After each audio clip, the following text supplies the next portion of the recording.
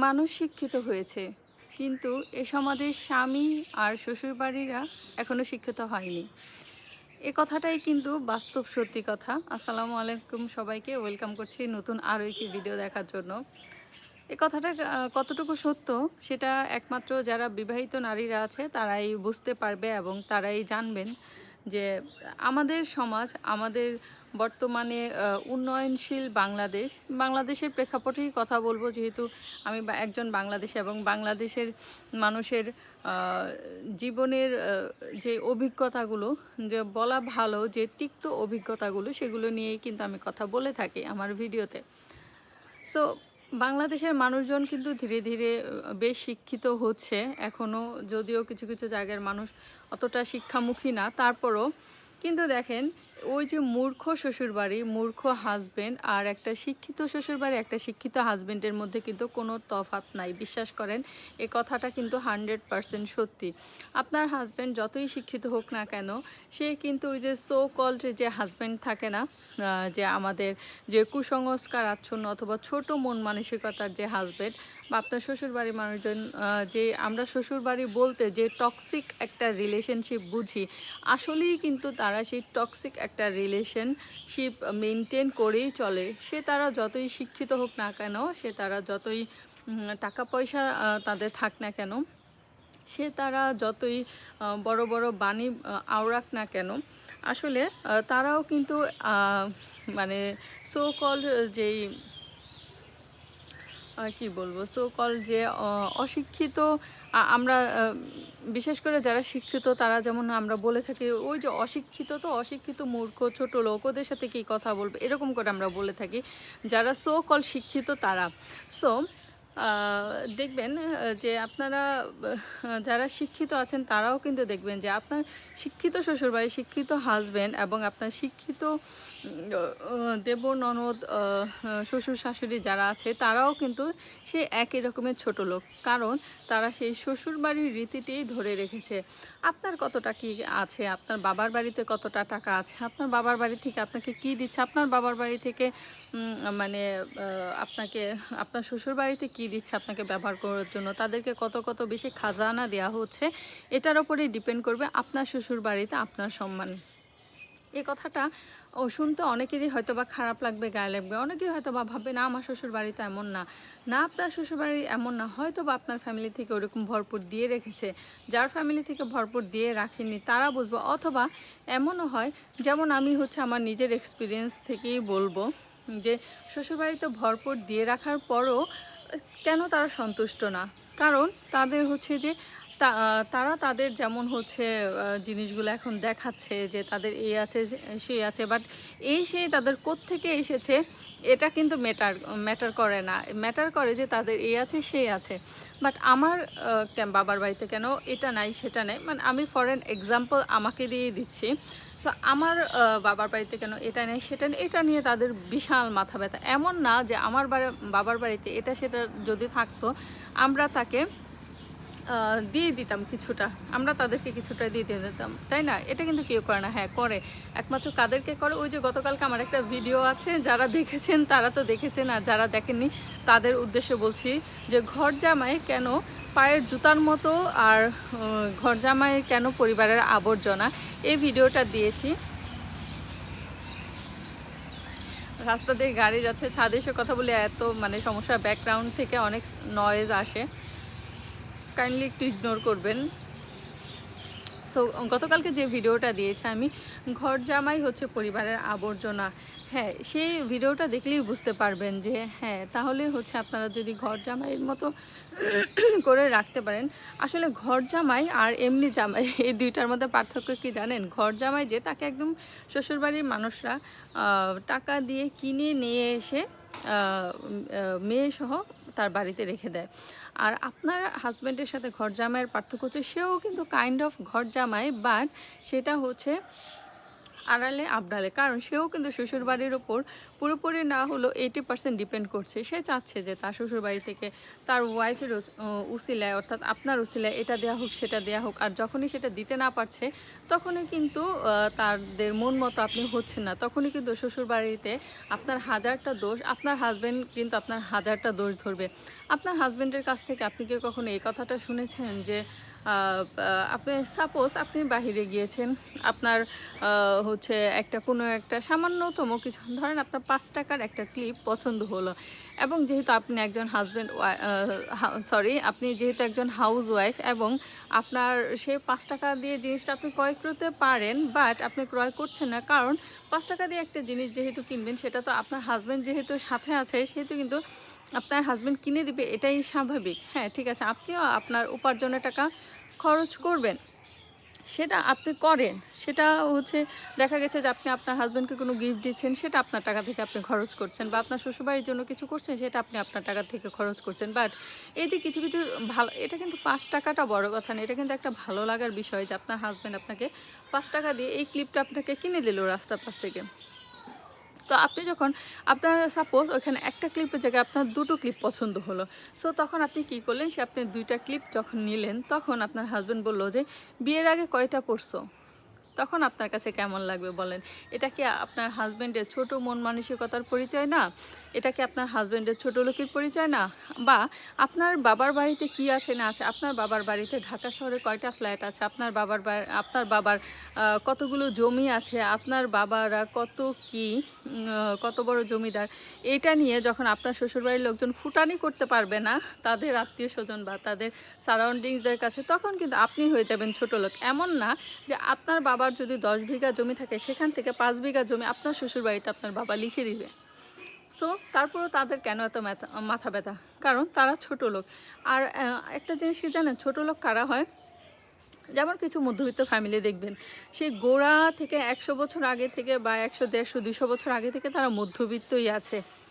So তারা হুট করেও যদি তারা একটু বড় হয়েও যায়, তাহলে কিন্তু তাদের মধ্যে যে একটা অহংকার বোধ, এটা অনেকের মধ্যে আসে, আবার মধ্যবিত্তদের মধ্যে না জিনিসটা একটু কম আসে, মধ্যবিত্তরা জিনিসটা একটু মনে রাখে। বা অনেকেই আছে, বেশিরভাগই আমি বলবো যে একটু টাকা হয়ে গেলে অহংকারে কিন্তু বেশি হয়ে যায়, এক্সেপ্ট যারা একদমই অনেস্ট বা লয়াল পার্সন তারা ছাড়া। কিন্তু কিছু মধ্যবিত্ত মানুষ আছে, ওই যে বলে না যে আঙ্গুল ফুলে কলা গাছ। আমরা কিন্তু আমাদের বিভিন্ন বাগধারা, প্রবাদ, প্রবচন বাংলা বইয়ে পড়েছি। আঙ্গুল ফুলে কলা গাছটা কি? আঙ্গুল ফুলে কলা গাছটা হচ্ছে যে হঠাৎ বড় লোক হয়ে যাওয়া। ধরেন তারা মধ্যবিত্ত আছে বা নিম্ন মধ্যবিত্ত আছে, তারা 3 বেলা খেয়ে পরে ভালো, তখন কিন্তু তারা কি করবে, ওই যে তারা হঠাৎ করে বড় লোক হয়ে গেছে, আঙ্গুল ফুলে কলা গাছ হয়ে গেছে, তখন তারা যেটা করবে, তাদের ভিতরে অহংকার বোধটা অনেক বেশি বেড়ে যাবে। ওই যে বলে না, কিছুদিন একটা ডায়লগ ভাইরাল হয়েছিল, আমরা দেখেছিলাম যে একটা বৃদ্ধ মানুষ বলছে যে ফকিন্নি যখন হঠাৎ করে বড় লোক হয়, তখন তাদের স্বভাবের মধ্যে কিছু পরিবর্তন আসে। সেটা হচ্ছে তাদের কথাবার্তায় পরিবর্তন হয়ে যায়, তাদের চালচলন পরিবর্তন হয়ে যায়, এবং তারা এমন একটা ভাব ধরে যে তারা আগে কখনো ফকিন্নি ছিলই না, তারা সবসময় হচ্ছে জমিদার ছিল। বিষয়টা কিন্তু এরকম। ধরেন আপনারা পূর্ব থেকেই মধ্যবিত্ত, হঠাৎ করে 30-35 বছর ধরে আপনারা ঢাকা শহরে ঢাকা শহর বললাম না, আপনারা আমেরিকায় একটা বাড়ি কিনে ফেললেন। সো আপনারা এমন ভাব দেখাচ্ছেন যে আপনাদের মানে আগে আপনারা খুব বেশি জমিদার ছিলেন, আর এখনও আপনারা জমিদার আছেন, এমন একটা ভাব আপনারা দেখাচ্ছেন। এরকম ফুটানি করছেন যারা আপনাদের লাইফে একটু নতুন এসেছে, তাদের কাছে নিজেদের মানে খুব জাহির করার ট্রাই করছেন, কিন্তু আপনারাও কিন্তু আগে সেই ফকিন্নিই ছিলেন। আসলে ফকিন্নি বলতে কি, ফকিন্নি বলতে বা ছোট লোক বলতে এটা বোঝায় না যে আপনার টাকা পয়সা কম। ফকিন্নি বলতে বোঝায় আপনি কতটা নিচু মন মানসিকতার মানুষ, মানে এটাকেই কিন্তু বোঝায় যে ফকিন্নি বা ছোট লোক বলতে আমরা কিন্তু সবাই এটাকেই বুঝি। সো আপনার 30-35 বছর আগে যখন হচ্ছে আপনার এই ধরনের সামর্থ্য ছিল না, তখন আপনি যখন এমন করেছেন যে আপনি বিয়ে হয়ে এসে আপনার ভাইয়ের একটা ছাড়া আপনার ভাই বোনের একটা বা দুইটা স্কুলে পড়ার একটার বেশি জামা ছিল না, আপনার বিয়ে করে আপনার হাজব্যান্ডের কাছে এসে আপনার ভাইকে আপনি একসাথে 2টা জামা বানিয়ে দিয়েছিলেন। এই জিনিসগুলো যখন আপনারা নিজেরা স্মৃতিচারণ করেন, তখন কিন্তু আপনারা সেই ফকিন্নি বা সেই মধ্যবিত্ত মেন্টালিটি এবং মধ্যবিত্ত মানুষটাই হয়ে যান। কিন্তু অপর যে নতুন সদস্যর কাছে আপনারা নিজেদেরকে খুব বেশি জাহির করছেন, ফুটানি করছেন, আপনারা খুব বড়লোক, আপনাদের এই আছে, আপনারা খুব জমিদার, এটা সেটা, তাদের কাছে কিন্তু আপনারা এমন একটা ভাব দেখাচ্ছেন যে আপনারা না জানি কত বড়লোক, না জানি কত, আসলে যে আপনারা ফকিন্নি সেটা কিন্তু অপোজিটের যে আছে তার কিন্তু বুঝতে একটুও বাকি থাকে না। কারণ ছোট লোকরা যখন হঠাৎ করে আঙ্গুল ফুলে কলা গাছ হয়ে যায়, তখন কিন্তু তাদের এ ধরনের পরিবর্তনগুলি তাদের স্বভাবে চলে আসে। এবং আপনারা দেখবেন যে আসলে এই কথাগুলো কিন্তু সত্যি, তখন কিন্তু তারা তাদের কথার স্টাইল চেঞ্জ করে ফেলবে। হ্যাঁ, মানে সবার সাথে হচ্ছে তারা তখন যদি তাদের গ্রামেও যায়, এমন একটা ভাব দেখাবে তারা না জানি কত বড় লোক ছিল। হ্যাঁ, আঙ্গুল ফুলে কলা গাছ কারা হয়?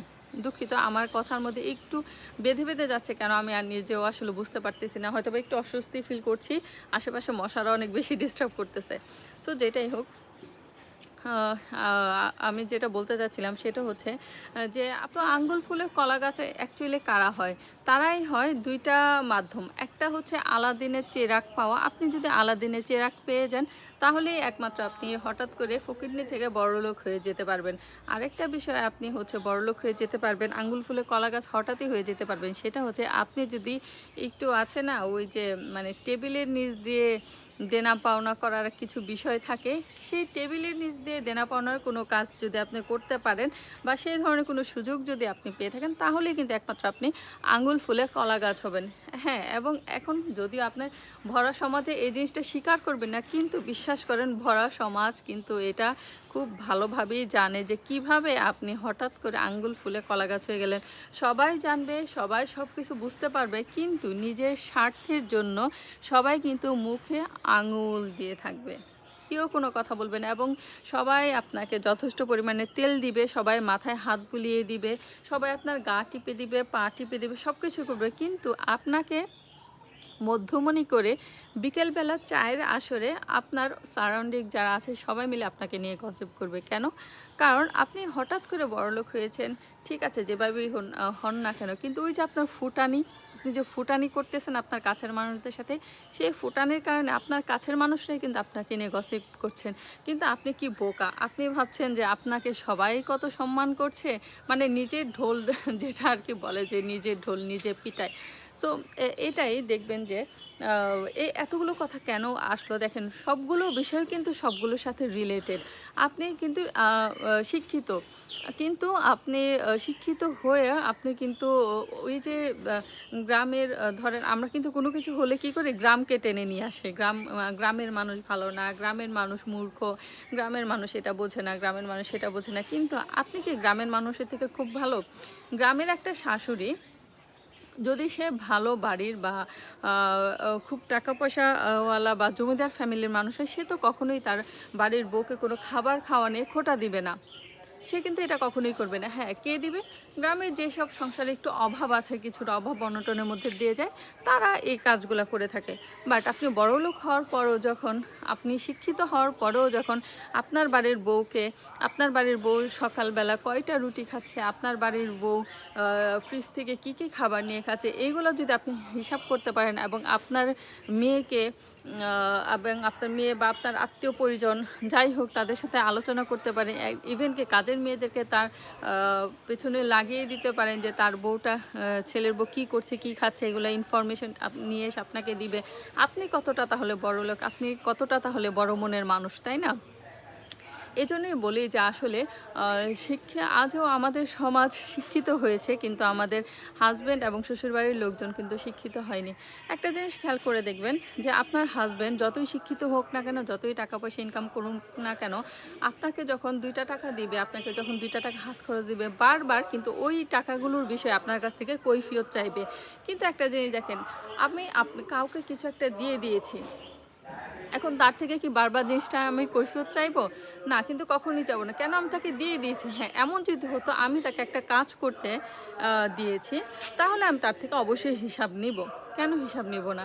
তারপরে দেখবেন কথায় কথায় খোঁটা দেয়। এই জিনিসটা হয় না কার সাথে আমি আসলে জানি না।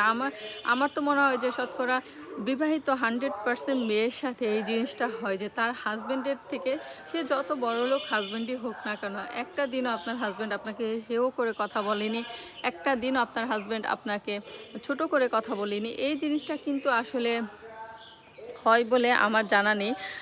কারণ আমি কিন্তু যেটা দেখেছি, আমার হচ্ছে সব ঘটনা যে নিজের মধ্যেই ঘটতে হবে এমন না, আমার সাথেও ঘটতে পারে এই জিনিসটা। আমার আশেপাশে অনেকের মধ্যে আমি যেটা দেখেছি, অনেকেরই যেটা দুঃখ, সেটা হচ্ছে হাজব্যান্ডে যখনই কিছু দেয় তখনই কিন্তু সেই জিনিসটা নিয়ে একটা না একটা সময় আপনাকে খোঁটা দিবে, অথবা আপনাকে নিচু করবে, আপনাকে ছোট করে কথা বলবে।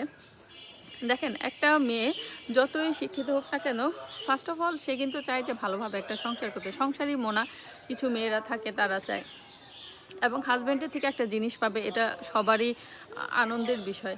কিন্তু যখন একটা হাজব্যান্ড তাকে যে জিনিসটা তার প্রাপ্য এটা নিয়েও যখন তাকে ছোট করা শুরু করে, তাকে যখন ছোট বড় কথা বলে, তখন কিন্তু আজকালকার দিনে মেয়েরা এত, দেখবেন অনেক ভালো ভালো ফ্যামিলি, অনেক বড় লোক ফ্যামিলির বউরা কিন্তু অনলাইনে এসে আজকালকার দিনে উদ্যোক্তা হচ্ছে। কেন হচ্ছে? তার পিছনে আর কোনো কারণে, এই একটাই মাত্র কারণ, সেটা হচ্ছে তার হাজব্যান্ডের থেকে এই যে সে খোঁটা পাচ্ছে বা অপমান পাচ্ছে, এই সমস্ত কারণে কিন্তু আজকালকার দিনে মেয়েরা ইনকাম করার জন্য মরিয়া হয়ে উঠছে। ওই যে বললাম, টাকা থাকলে আপনি প্রিয়জন, টাকা না থাকলে আপনি প্রয়োজন। আমার চ্যানেলে এটা নিয়েও একটা ভিডিও আছে। আর খুব কম মেয়েরাই আছে যাদের আসলে স্বপ্ন, তারা নিজেরা, স্বপ্ন সবারই এরকম থাকে, সব মেয়েদেরই প্রায়, কেউ সুযোগের অভাবে পারে, কেউ সুযোগের অভাবে পারে না। ওই যে যেই 2-3টা মেয়ে সুযোগের অভাব সুযোগ পেয়ে তার স্বপ্নটাকে পূরণ করতে পারছে, বিকজ অফ তার হাজব্যান্ড তাকে সাপোর্ট দিচ্ছে। এরকমও অনেক নজির আছে যে একদম সব হাজব্যান্ডে যে বাজে বা ছোটো মন মানসিকতা, তাও না। কিন্তু আমার আশেপাশে এরকম অনেকের হাজব্যান্ড আছে যে তার ওয়াইফ একটা কাজ করতে যাচ্ছে, সে তার ওয়াইফকে 100% সাপোর্ট দিচ্ছে এবং তারা কিন্তু সফল।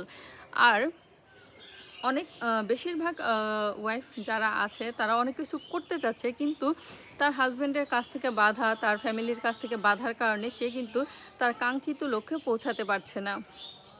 তো দেখেন, আসলে এই কথাগুলো আসলে যদি বলতে থাকি তাহলে আমার মনে হয় যে ঘন্টার পর ঘন্টা শেষ হয়ে যাবে। এবং আমার কাছে মনে হয় যে প্রত্যেকটা বিবাহিত মেয়ের মনের কথা এইগুলো, যেগুলো আমি আপনাদের সাথে আসলে বলি প্রতিদিনের ভিডিওতে। আসলে আমার কথাগুলো, আমি প্রফেশনাল কেউই না, তারপরও আমি প্রফেশনাল একটা দিক থেকে, সেটা হচ্ছে আমার লাইফের এক্সপিরিয়েন্স থেকে অনেক কিছু শিখেছি এ পর্যন্ত। সেগুলোই আসলে শেয়ার করার একটা প্ল্যাটফর্ম, সামাজিক যোগাযোগ মাধ্যম, সেগুলি আপনাদের সবার সাথে শেয়ার করি। যদি আমার বলা কথাগুলো আপনাদের লাইফের সাথে মিলে যায়, আর যদি আমার ভিডিওটি ভালো লাগে, অবশ্যই ভিডিওতে একটি লাইক দিতে ভুলবেন না, চ্যানেলটিকে সাবস্ক্রাইব করবেন, কমেন্টস করবেন। এগুলো আমাকে অনেক বেশি উৎসাহিত করবে ভিডিও বানানোর জন্য। আলহামদুলিল্লাহ, প্রথম দিন তো ভিডিওতে 6টা না 7টা ভিউ এসেছিলো, তারপরেও নিরাশ হইনি। এখন তো আস্তে আস্তে আলহামদুলিল্লাহ দেখছি যে ভিউজ বাড়ছে। অবশ্যই আপনারা পছন্দ করছেন দেখেই কিন্তু ভিউজগুলো বাড়ছে। তো আশা করছি সাপোর্ট করবেন এভাবে। সো আজকের কথাগুলো আসলে আমার মনের কথাগুলো অনেকেরই মনের সাথে মিলে যায়, আমি জানি। কারণ মেয়ে আসলে মেয়েদের সবার লাইফই ঘুরে ফিরে কিন্তু একই সার্কেলে চলে। তো এই তো, সবাই ভালো থাকবেন, সুস্থ থাকবেন। দেখা হবে নেক্সট ভিডিওতে, যদি বেঁচে থাকি ইনশাআল্লাহ। আর আমার জন্য দোয়া করবেন, আমিও সবার জন্য দোয়া করি। Keep loving, keep supporting. Allah হাফেজ।